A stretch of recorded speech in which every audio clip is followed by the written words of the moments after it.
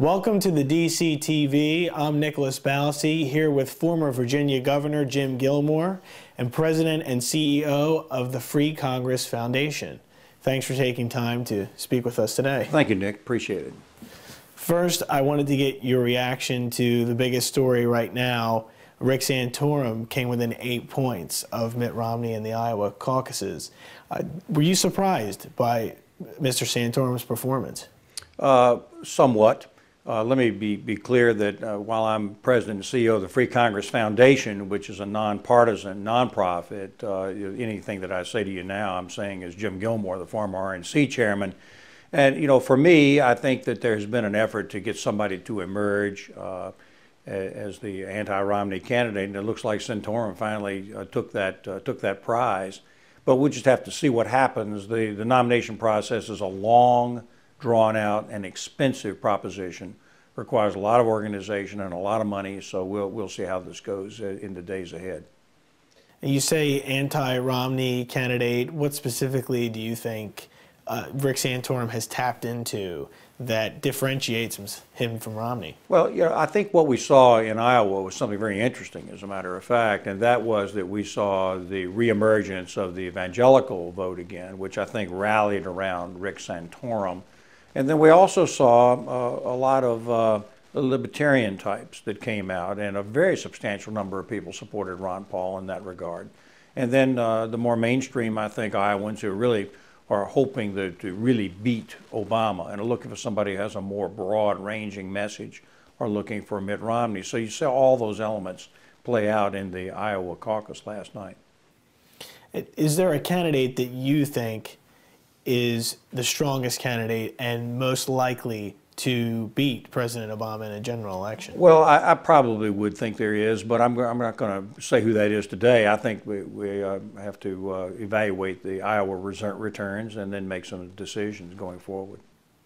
Looking at the whole landscape so far in the GOP race, are you satisfied with what you've seen from the candidates overall and the party, or did you think there was another candidate that could have emerged that would have done better than any of? We don't know what any other candidate would have said.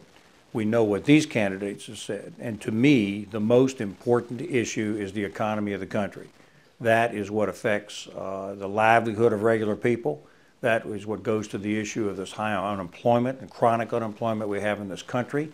It's what makes us vulnerable to the shocks from Europe. It's what makes us vulnerable in national security issues, and we don't have a strong economy to support our military. These are the issues that the candidates must address as they go forward to take on the president. So far, I don't think it's crystallized quite as well as I would like it to, but some of the candidates are talking about the economy. What more would you like to hear from the front runner, Mitt Romney, on the economy? I want to hear people talking about what it takes to grow the economy. You're seeing some of the candidates talk a little bit about, gee, we have to have growth, but they're really not talking about what they're going to do to create growth. We at the Free Congress Foundation here have in fact done the analysis, done the economic work, and we have offered a proposal called the Growth Code, which in fact will really result in the growth of the United States economy. Politically, I believe we have to do this. And that's why we're trying to make our contribution and putting it out there for everybody. We know our proposal is supported by and popular with Republicans and Democrats. We're not a partisan organization. Our growth code is out there for anybody that wants to latch on to it. We know that Herman Cain showed that there is a place for this kind of discussion in the political process. Now, Cain wasn't necessarily the messenger. And the so-called 999 plan, I think, had some flaws. But the Growth Code is a way of growing this economy in a successful way, and we hope that some of the candidates, even if it's President Obama, will pick it up and run with it because we think that it really will help the country. Let's talk about that plan specifically. Could you explain what specifically your plan would do and why it would grow the economy? Well, first of all, we believe that growth is the absolutely essential goal that we have to have in this country. We're looking now at chronic unemployment. in the range of between 8.5% and 9%. It's been that way for a long time. There are no projections to show it going down dramatically. We know that the gross domestic product of this country over the past several years in the recession has declined about 15.5% from where it otherwise would have been, the normal historic trends. This has to be corrected. We looked at the real problem, and we found that, that consumption is still going up. We found that government spending is still very strong. We have even found that exports are doing okay. The place where we have lagged in this recession is investment. During the recession, investment was down 80.5%. And even during the so-called recovery period, investment is down 66.9%. Investment is the problem. That's what we've got to do, is get people investing. And there's been a lot of talk about uncertainty and all that kind of thing. The fact is that if we reform the tax code to make it healthy and reasonable to invest again, people will invest. And that's what we have to do. So we have proposed the growth code. It's 5 elements, and it can be done. It can be implemented. Number one, it's time to stop small businesses from having to pass through to their normal tax rate. We need to treat all businesses, small and large, the same. We need to put them on one tax form and charge 15%. Number two, we need to allow people to expense investments in the very first year. You invest in this country, you can write it off in the first year. Number three, we need to reduce the tax code to 10, 15, and 25% tax rates. If you do that for regular people, you'll get people back into the economy again. Number four, we've got to systematically go through and eliminate double taxation. It's double taxation that is a burden on investment in this country. And number five, we're going to propose a $4,300 family refundable tax credit. So if you're a poor person trying to take care of a household, you can get a $4,300 tax credit, a check for that amount of money. But everybody in the United States has to pay taxes at some rate, must pay taxes. We can no longer have people that don't have skin in the game. So if you take those 5 elements and put them in place, we will jack this economy up. And I can tell you what the results are likely to be over 10 years. GE, for example, filed a over 70,000 page tax return and didn't pay any income tax on over, or any tax on over 14 billion in profits. Under your plan, would a company like GE pay a substantial amount in taxes? Yes, because in order to grant the $4,300 tax credit to every family in America, you're going to have to eliminate some of these special credits and special deductions. It's not fair for GE to pay no taxes while the small business guy is passing through everything he's making at his tax rate of 35%. That's wrong, and it diminishes the economy of the United States. Small business people have to be liberated in order to jack this economy up. If the growth code were enacted, we know what would happen. Our economists have showed us what will happen, and it will mean a growth of the gross domestic product of this country of 14.5%. Revenues in this country would go up almost 15%. Capital stocks would increase in this country over 35%. These are the kinds of results that we've got to get. The growth code would do that. Is there a candidate that you think would be the best one to implement this plan that you're pitching? I don't want to cross over from a free Congress into the political field here, and because that's not an appropriate thing to do. I believe the growth code is available to all the candidates. Any candidate that gets this and goes to a growth code like ours is going to benefit from that. They're the ones that catch on, and they're going to benefit from this. The candidate that addresses the concerns of the American people is going to win the primaries and win the general election. The reason the president is vulnerable today, and I think everybody agrees that he is because he's not addressing the economic problems facing the people of the United States. Do you know that even yesterday they came back and said, well, he inherited a bad economy?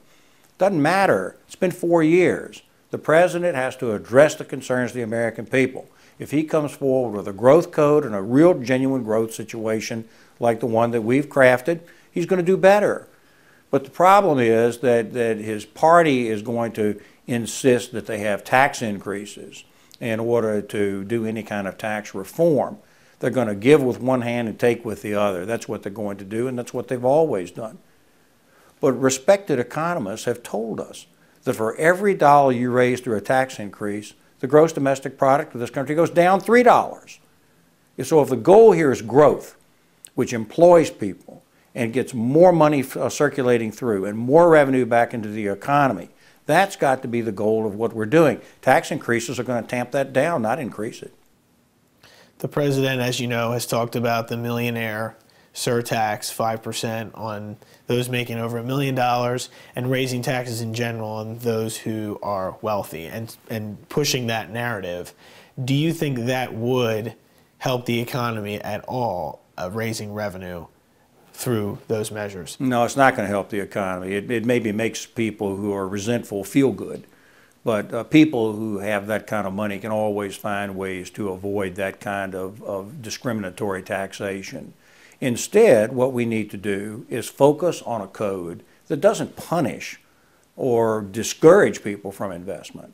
We need to focus on a program that encourages investment, which gets circulation back into the economy again, which gets capital stocks back up, which gets jobs created. So people who are out there right now and justifiably resentful because government's not responding to their concerns will get jobs, long-term jobs, not stimulus jobs that go away in 6 months, long-term jobs that are meaningful in a growing economy with long-term stability and a sense that 3 years from now, those families are still going to be making a paycheck.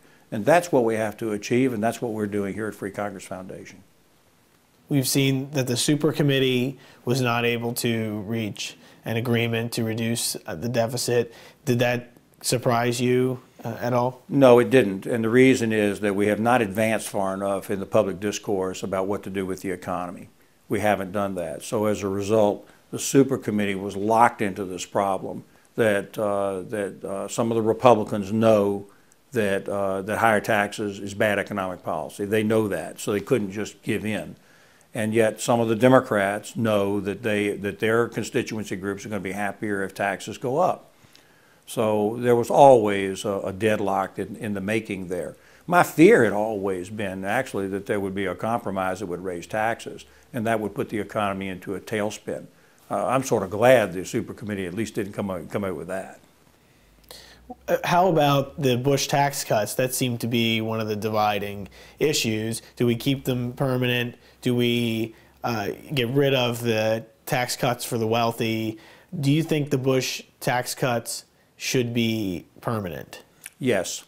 Our earlier framework at Free Congress Foundation was called Freeze, Grow, Fix. Freeze the spending and, in fact, cut the spending, grow the economy, and fix the entitlements. Within that program, we made it very clear that the Bush tax cuts should be extended permanently. That's the kind of opportunity to grow the economy that was, in fact, growing the economy. The elimination of the Bush tax cuts create not uncertainty, but certainty, a bad certainty. It tells people in the business community everywhere in America that and regular wage earners that taxes are going to go up. And when they do, we know the gross domestic product of the country will come down.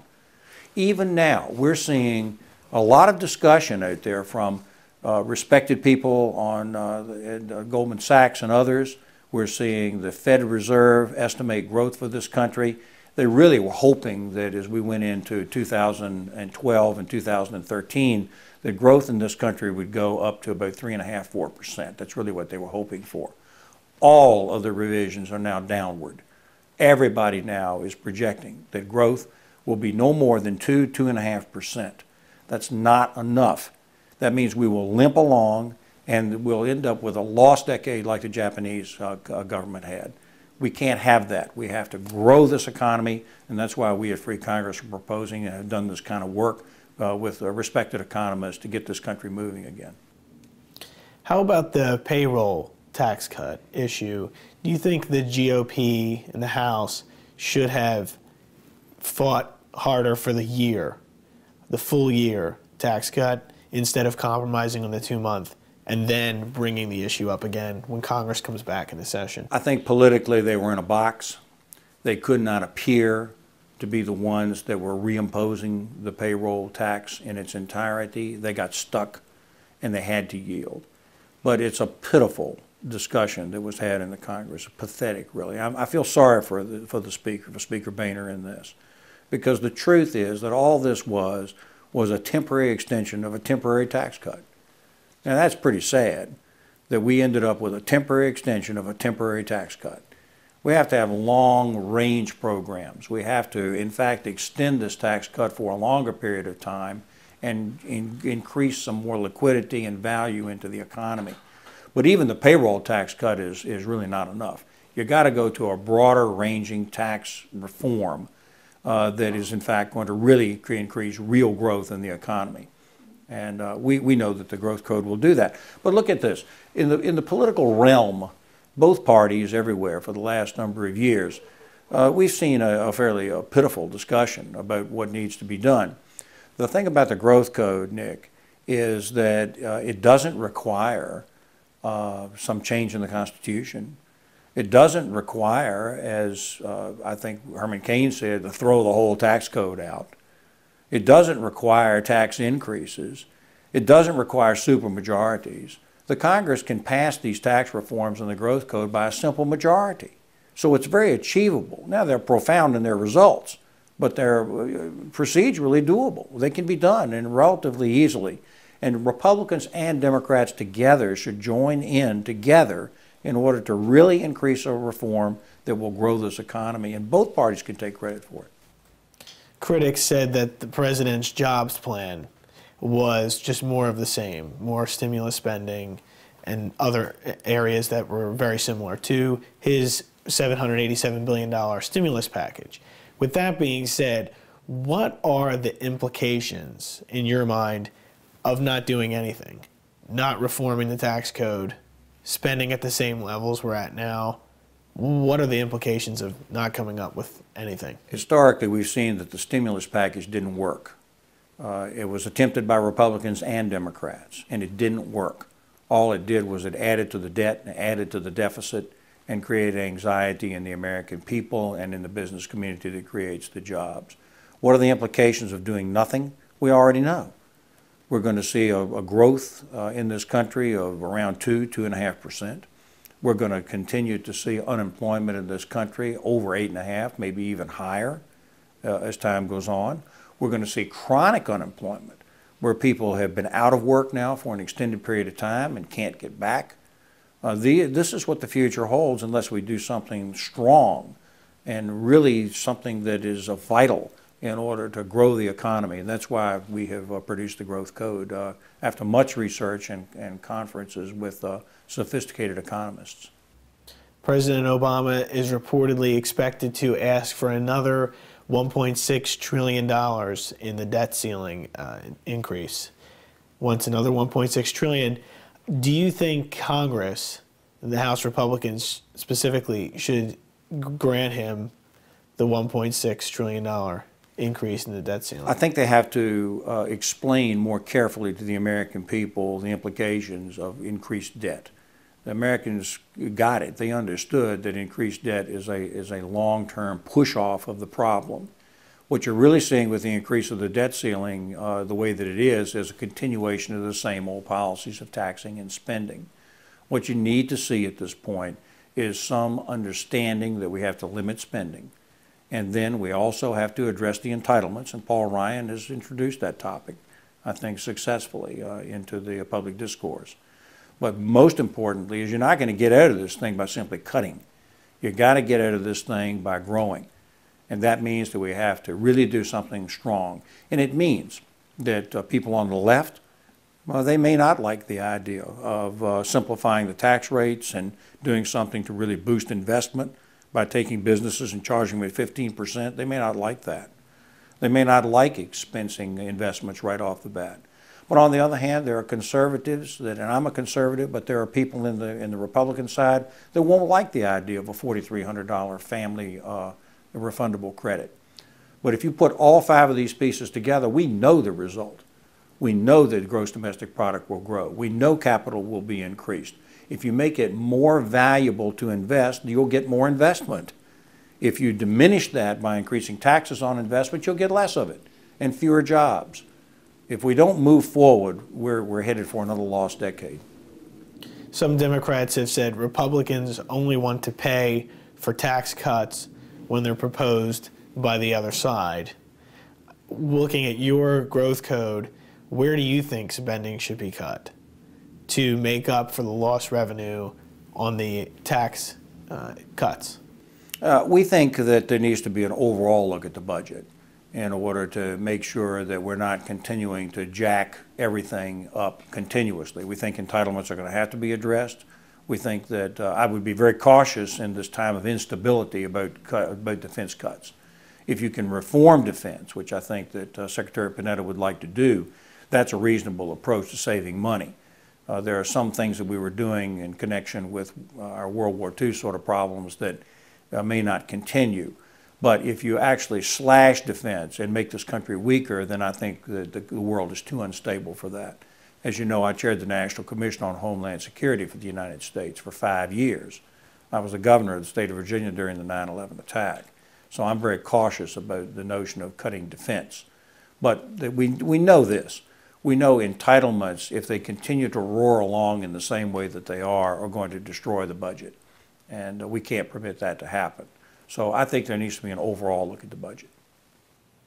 As governor of Virginia, you know that Virginia still has a surplus, one of the few states in the nation. What do you think is the key to that? Does it have anything to do with there's only one term allowed? You're not allowed 2 consecutive terms? Is there any area that you think is the reason why Virginia keeps posting surpluses? Well, first of all, I was very proud to be governor of Virginia. I think we governed in a very responsible way. We created over 200,000 new jobs during my administration and worked very hard to really balance the budgets in Virginia. We have some advantages in Virginia. We have a nice Washington suburb that creates a lot of wealth. They're not the only place that's creating wealth in the Commonwealth of Virginia, but they are one of them. I think that we're careful and obligated to balance our budgets. I did when I was governor, and I think that's continued through all of my successors. So I think those are positive elements. On the other hand, there are liabilities too. There's an unpaid liability to the pension plan, for example, to the state pension fund that is unfunded, and that's going to have to be funded. And sooner or later that might eat into some of those surpluses. And how about the issue right now with the Virginia ballot in the election? We only have 2 Republican candidates on the ballot in Virginia. We're seeing Rick Perry is suing over it. Do you think the Virginia election laws should be reformed? Once again, speaking not as a representative of Free Congress, but just on my own, I guess I don't believe that it's that big a problem as far as this race goes. Everybody understood what the rules were. When I was the governor, I had to get petitions. We did that. It shows a broad-based support if you can get the petition signed. So I don't think there's any room in this election for changing the rules. I don't think it's fair, and I don't think that it would be right. On the other hand, I think all of us want ballot access. I certainly would like to see responsible, reasonable candidates in the national forum on the ballot in Virginia. So I think it would be perfectly okay for the General Assembly to review those requirements going forward. That would be all right with me. I just think you can't change the rules in the middle of the game. And since we are right now talking about a political issue related to the race, what advice do you have for the candidates right now, specifically Mitt Romney, who everyone said was the front runner but came so close to Rick Santorum in Iowa? You know, Nick, I could offer political advice, but my real concern is about the people of the United States and the economy of this country that supports the people of the United States. If I had to give any guidance to any of these candidates, including President Obama, it would be to really address the concerns that people have and the real solutions that would be necessary to really help people in this country. And that requires, I think, a lot of study and a lot of work. And we've done that here at our nonprofit organization for the purpose not of playing political games or getting some kind of political advantage or running for any kind of office, but to help the people of this country. And that's why we put forward the growth code. So if I had advice to the candidates, I have the luxury of not being one. So if I had advice to the candidates, it would be to really try to offer proposals that are going to advance the economic interests of the people of this country, which will end up by advancing the national security interests of this country. If you do those things, then I think we have a bright future, and we do have a bright future, Nick. I think that people are catching on to the fact that we've got to reform our economy and our tax code, which supports our economy, and get people back to work, and get our unemployment rate below 5%, which the growth code would do, by the way. Get our GDP back up into the trend of where it was before this recession, so that we're not losing all that value. Really get the country going. You're going to end up with more revenues if you do. And then you don't have to do this silly business of trying to raise taxes, which just is counterproductive and diminishes the product of this country. You mentioned throughout the interview Herman Cain a couple times. Do you think the race would have been different if he were still in the running, and were you upset to see him drop out? Well, I didn't have any stake in the Herman Cain race or candidacy. Of all the candidates, the only one, I think I have not met the president, and I've not met Herman Cain. But I've met everybody else, and I like everybody else. I think they're actually fine public servants. For me, what Herman Cain did was he introduced the right topic. He was the one who actually said, look, we've got to do something to get the economy going and to get things changing. I think that he introduced the right topic, and I think he's entitled to a lot of credit for that. I just didn't like the 999 plan. I thought that a 9% consumption tax in this country was the wrong direction.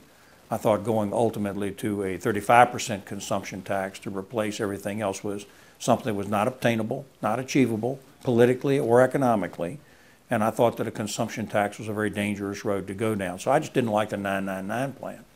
But I think Cain's entitled to a great deal of credit for introducing the right topic. The Tax Foundation gave Mitt Romney's tax plan a C-, and Santorum a D+. Are you familiar with their tax proposals, and what do you think should be proposed by either one of those candidates? I'm not aware of any Santorum economic proposals, and I don't think that he emphasized them in Iowa. At least I didn't hear him do it. I know that Governor Romney does have a 59-point plan. It is too big. And it needs to be narrowed down into a definite, specific plan. Once again, we have offered the growth code. It is not available to any one candidate or any one party. It's available to the community at large. You asked me my advice. My advice would be to go to the growth code or something like the growth code, where you can tell the American people specific things that need to be done to grow the economy and specific outcome and results that can be projected. We've done that work. We've done it on a nonpartisan basis. And my advice to all the candidates, including the president, would be to come forward with a reasonable plan that will grow this economy. My concern is I think that President Obama, his party, is never going to allow him to do that because they have an ideological bent that prevents them from going to a real solution. But who knows? Let's see what the president does. Given that the president is unlikely to adopt at least a plan as a whole, are you going to pitch it to whoever is the GOP nominee? Absolutely. The growth code is a conservative economic approach, but it's the one that has the greatest likelihood of working. We know that some of the liberal approaches and stimulus packages that have been put forward, and again, supported by people in both parties, has not worked. We believe our plan will work. It's academically supported. People can look at it on our webpage, freecongress.org. And you know, we do want to go out there into the community and into the swing states and talk about the growth code and get the candidates talking about it. And that's what we would like to achieve. We will do this, and because we think it's in the best interest of the United States. Part of the Santorum tax plan would cut capital gains to 12%, and he also would make the individual rates 10% and 28% for the wealthy. Do you think that is a plan that's a good idea for the economy? Sure, it's a step forward, but we've looked at it with our growth code, and if you're going to eliminate double taxation, you're going to eliminate capital gains entirely. Why should a company pay taxes to the United States for its income and then turn around and take the residue and put it out there, what's left over, and put it out to their shareholders in a dividend? And then you tax that. That's double taxation. And element 4 of the growth code is the elimination, systematic elimination of double taxation. So if you're taxing the company for their profits and then taxing the same money over again when it goes to the pockets of the shareholders, that's double taxation. And that discourages people from investment.